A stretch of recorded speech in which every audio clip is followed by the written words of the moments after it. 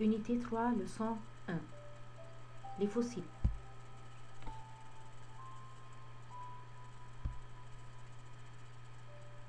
Les fossiles, c'est un monde très intéressant parce qu'à travers les fossiles, on peut savoir l'histoire de la vie racontée par les roches. Et l'histoire de la vie, c'est depuis des millions d'années, même avant la création de l'être humain sur la Terre. C'est quoi les fossiles? Ce sont les empreintes, ça veut dire les traces et les restes des anciens êtres vivants. Et ces traces-là sont conservées dans les roches sédimentaires. Exemple, les empreintes du pied du dinosaure, les empreintes du tunnel des vers, ici les tunnels qui sont fabriqués par les vers qui vivaient autrefois ici, les restes des dents du poisson requin,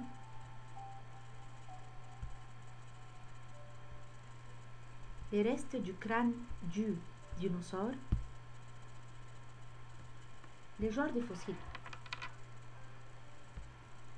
On divise les fossiles, on les classifie selon leurs moyens de formation. On va prendre 4 genres.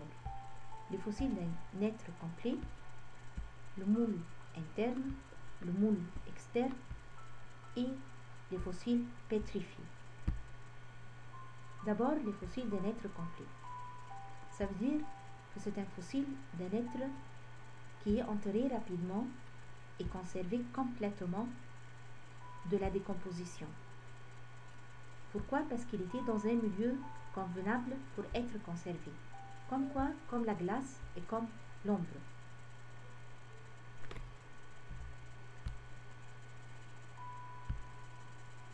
Exemple, le fossile du mammouth. Depuis 25 000 ans, il y avait des effondrements dans la glace de Sibérie, une région très froide. Et à ce moment, l'animal mammouth est mort et il est enterré rapidement dans la glace. Parce que c'était rapide et parce que la glace est un milieu qui conserve les éléments, les matières, alors il a gardé sa forme et il a gardé son aspect, sa chair, ses cheveux et même les aliments qui étaient dans son intestin. Deuxième exemple, le fossile de l'ombre. Dans les anciennes ères géologiques, ça veut dire dans les anciens temps géologiques, depuis des millions d'années, ça veut dire, il y avait les arbres de pin qui étaient répandus. Ces arbres-là sécrètent une matière gluante. Et dans cette matière gluante, il y a des insectes et des scorpions et autres êtres vivants qui sont incrustés, ça veut dire qui sont tombés et collés. Et puis, cette matière gluante se solidifie et se transforme en une matière qu'on appelle l'ombre. Dans cette matière-là, ces êtres sont conservés de la décomposition.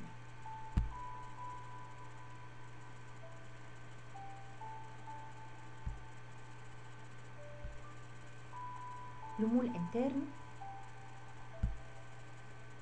Comment se forme le moule interne? Quand l'escargot ou le mollusque meurt, il tombe au fond des mers.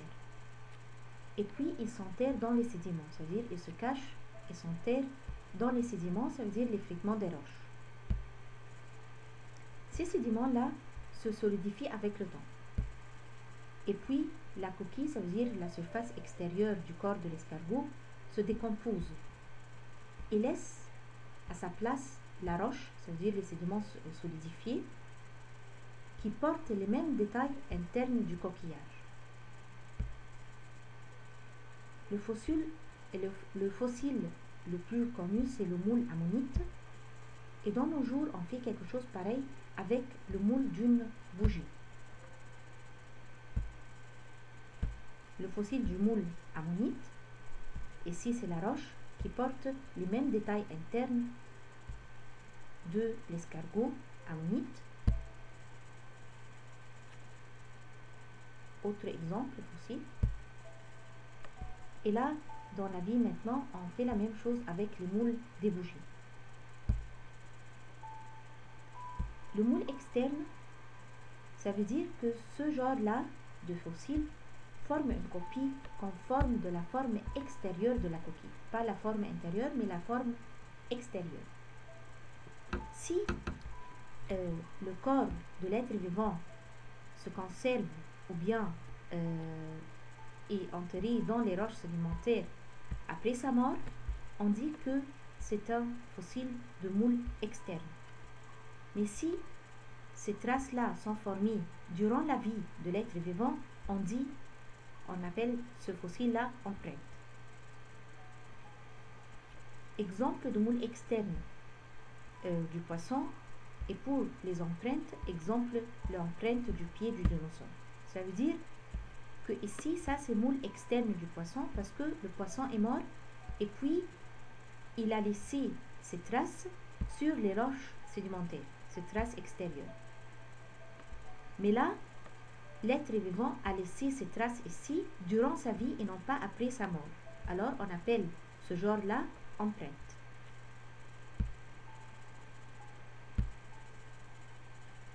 Quatrième genre, les fossiles pétrifiés. Ce genre de fossiles résulte de la substitution des minéraux à la place de la matière organique, partie par partie, sans changement de forme.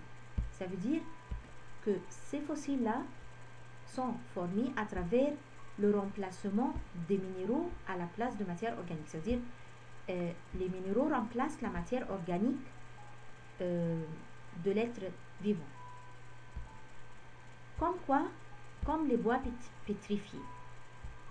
Les bois pétrifiés se sont formés à travers la substitution de silice partie par partie de la matière organique jusqu'à finir toute la matière organique et les minéraux prennent toute la place de la matière organique. Pourquoi on les considère fossiles, même s'ils ont l'apparence de roche? Parce qu'ils représentent les détails de vie d'une ancienne plante. L'opération de substitution, on l'appelle la minéralisation. Alors, c'est quoi la minéralisation? C'est l'opération durant laquelle la silice, c'est-à-dire les minéraux ici, remplace, substitue la matière organique du bois partie par partie.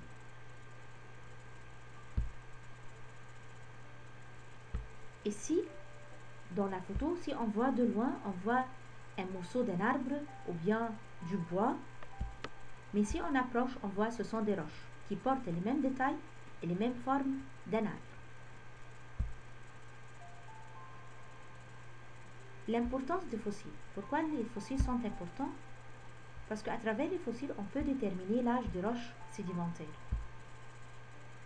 Parce que on peut déterminer aussi le repérage sur les anciens milieux. C'est-à-dire on peut savoir les anciens milieux étaient comment.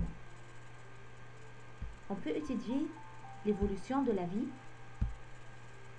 et on peut déterminer aussi s'il y a du pétrole ou pas. Premièrement, la détermination de l'âge des roches sédimentaires.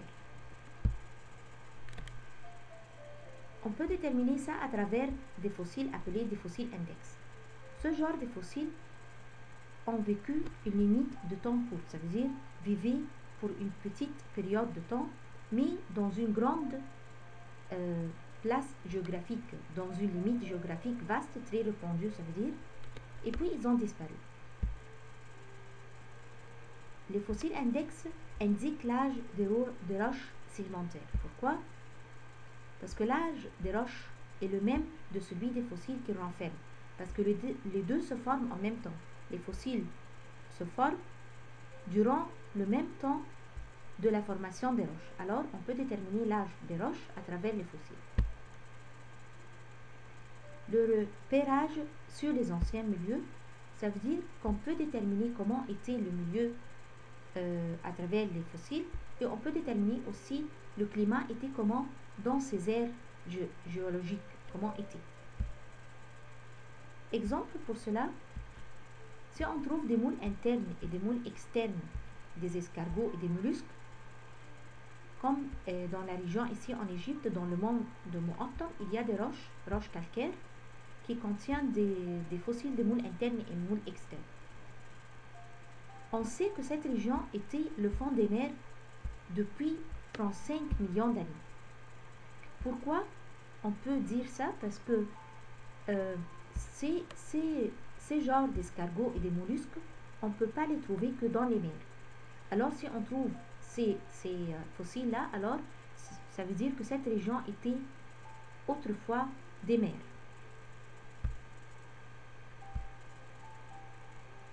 Une roche calcaire qui contient des moules externes qui montrent que cette région-là était le fond des mers autrefois. Le repérage sur les anciens milieux, comme les fossiles de fougères. Si on trouve les fossiles de fougères, ça c'est fossiles de fougères, cela indique que cette région était autrefois équatoriale, chaud et pluvieux. Pourquoi? Ça c'est la plante fougère, parce que la plante fougère ne peut pas vivre que dans des régions pareilles, équatoriales, chaud et pluvieux. Alors si on trouve des fossiles de fougères, cela indique que cette région était équatoriale, chaud et pluvieux. Troisième exemple, les fossiles du corail indiquent que ce milieu-là était des mers chaudes, pures et peu profondes. Parce que aussi les corails vivent dans les mers chaudes, pures et peu profondes, comme la mer Rouge chez nous en Égypte. Il y a beaucoup de corails parce que c'est parmi les mers chaudes, pures et profondes, un peu profondes.